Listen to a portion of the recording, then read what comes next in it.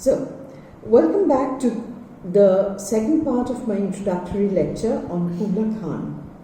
In this lecture, I'll be talking to you a little bit about the prefatory note which Coleridge had added to the poem when it was finally published in 1816.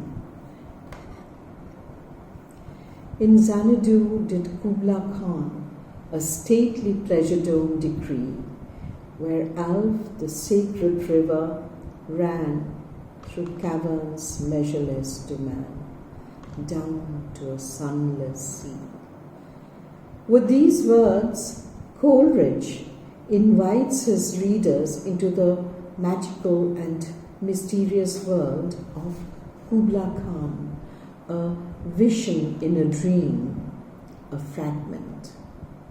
That's a fairly long tale for a poem which is not really that long, and that is the story which is associated with the poem. This is the story that Coleridge tells us in the prefatory note. So, this is how the story goes. Coleridge tells us that the poem is published more as a psychological curiosity rather than for any poetic merit. And then he goes on to tell us how he came to compose it. According to him, in 1798, he was in a lonely farmhouse and he was reading a travelogue called Purchaser's Pilgrimage, that's what he calls it, where he was reading about Kubla Khan's pleasure palace, when, because of the effect of an anodyne which had been prescribed to him. Now, in his case, this anodyne was, of course, opium. Okay? He fell asleep, and in his sleep, near about 200 lines of the poem came to him. How? As images which were accompanied by words. So he composed the entire poem in his dream without any conscious volition. This is what he tells us. And then he woke up and immediately he started writing down the poem. But then came the interruption. What was the interruption? It was the arrival of a man from the nearby village of Porlock. And this man had come on business. He stayed for around half an hour. But that half an hour was enough to play spoil sport, because according to Coleridge, when he went back to complete the poem, he simply could not remember the rest of it. So only those lines which he had written down before the arrival of the man from Porlock, these are the lines which survive and which have come down to us as the poem Kubla Khan. Now, this preface or this prefatory note has certain rather interesting points about it. First one is that Coleridge talks about it as a psychological curiosity. It is almost as if he is already being a little defensive about this poem, saying that I don't claim any poetic merit for it, but take it as a psychological curiosity, as something which had come to me in my dream, composed almost automatically. Why did he feel the need to do that? It is my contention that Coleridge must have known already that what he was trying to do in Kubla Khan was something quite unconventional for his times. He was attempting a kind of non-linear narrative, a non-representational poetry, which was something very new for his readers. And I think he was already defending himself from any kind of criticism that he must have been anticipating. The other thing which also brings to mind, which the preface also brings to mind, is the connection between an external world of objects and the subconscious of the poet. And this is something which we find that Coleridge, at the time when the poem was published, was already concerned about as a theorist.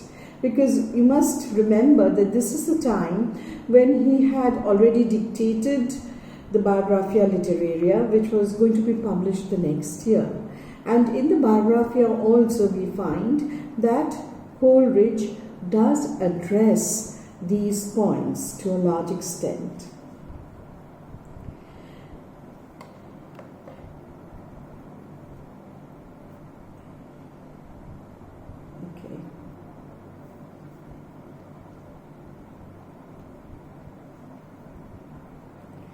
Okay, sorry about that. So, the prefatory note, therefore, links the pure poetry of Kubla Khan with the theoretical preoccupations of Coleridge at the time of publication of the volume. The other thing that the prefatory note does is that it draws our attention to the fact that the poem is a fragment. It's not a complete poem.